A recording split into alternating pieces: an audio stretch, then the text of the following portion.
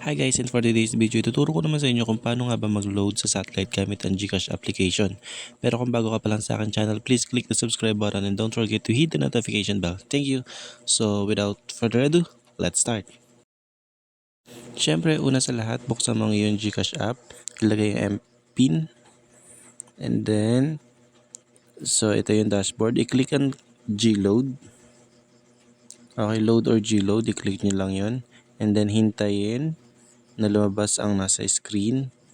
So, ang pipindutin nyo po dyan or ang i-click nyo dyan is yung subscription.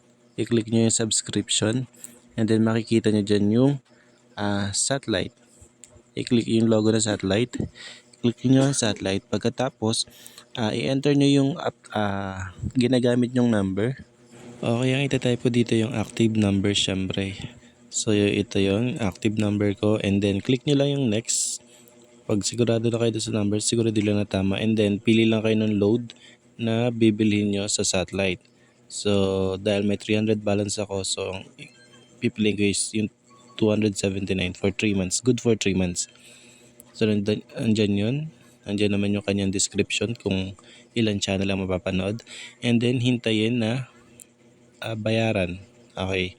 Click lang natin yung pay para ma-receive natin yung PIN na gagamitin natin mamaya.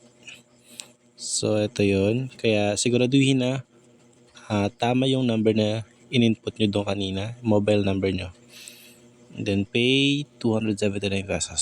So, ayan na. Nabayaran na natin. May pruweba na. So, hintayin lang na may mag-text sa atin from GCash para maipasa yung PIN. So, ayan, nabawasan na yung balance ko. So, hintayin natin sa messages. So, ayun, dumating na.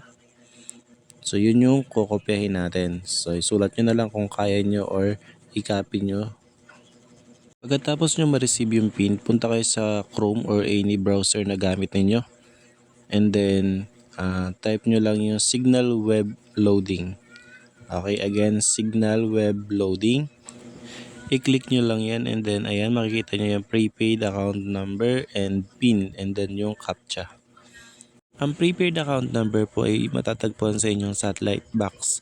Andun yun, yung 8 digits. Hindi ako sure kung 8 digits din yun sa inyo.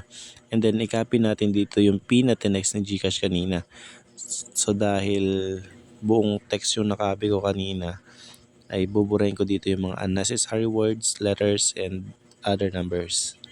Ang susunod natin gagawin syempre is yung i-enter natin yung CAPTCHA o yung nasa image na 9YWs, hindi ko alam kung 0 o 8 to.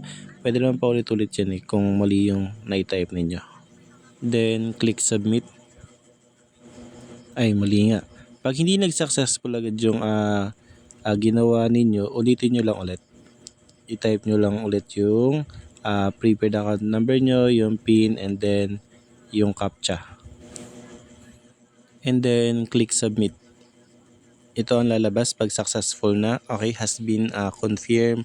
Account number will be loaded with the entered PIN. So blah blah blah. So ayun lang. Sana may natutunan kayo ngayong araw. And I hope makatulong to sa inyo. So ganun. Bye man. Maraming salamat sa panonood. Thank you.